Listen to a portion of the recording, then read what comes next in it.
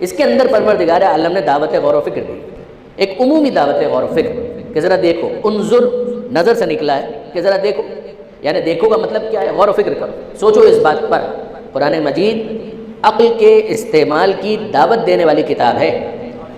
حضرت علامہ سید علی نقی نقن صاحب علی اللہ مقامہ اکثر مجھے یاد آتے ہیں، انہوں نے ایک موقع پر کہا تھا کہ آپ قرآن کھول کر دیکھیے تو آپ کو پروردگار عالم اس بات کا مرثیہ پڑھتا ہوا نظر نہیں آئے گا کہ تم قرآن کو حفظ کیوں نہیں کرتے، اس بات کا مرثیہ ضرور پڑتا ہے کہ تم قرآن میں غور کیوں نہیں کرتے۔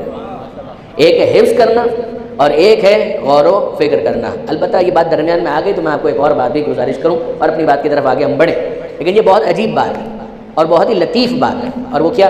دیکھیے، حفظ اسی سے نکلا ہے حفاظت، حافظ یعنی حفاظت کرنے والا، محفوظ جس کو محفوظ کر دیا جائے یعنی جس کی حفاظت کی جائے۔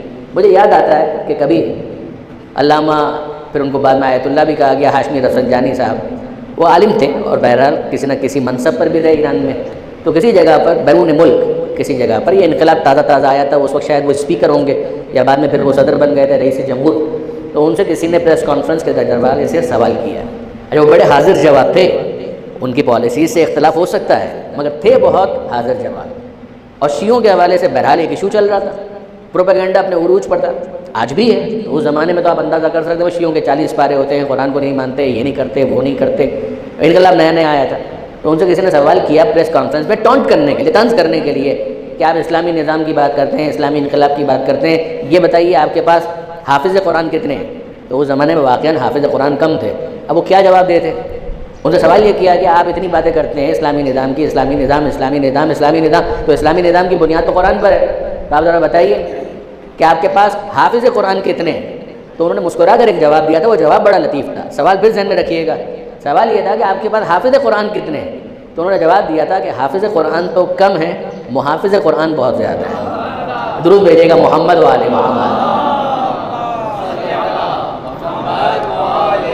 البتہ ظاہر ہے کہ آپ جانتے ہیں کہ کیمپین کے طور پر حفظ قرآن کو بھی موضوع بنایا گیا، اور پھر اس کے بعد بچے اس طرح سے حفظ قرآن کر کے سامنے آئے کہ بہت سے افراد کو انہوں نے لاجواب کر دیا، اور واقعاً آل محمد کے ماننے والے، یعنی یہ تو صرف بیداری کی ضرورت ہے نا، ورنہ تو صحیح معنوں میں سادات کے رگو پے کے اندر اور خون کے اندر قرآن مجید موجود ہے۔ آل محمد کے جو ماننے والے ہیں وہ صحیح معنوں میں قرآن مجید کو سمجھنے والے ہیں۔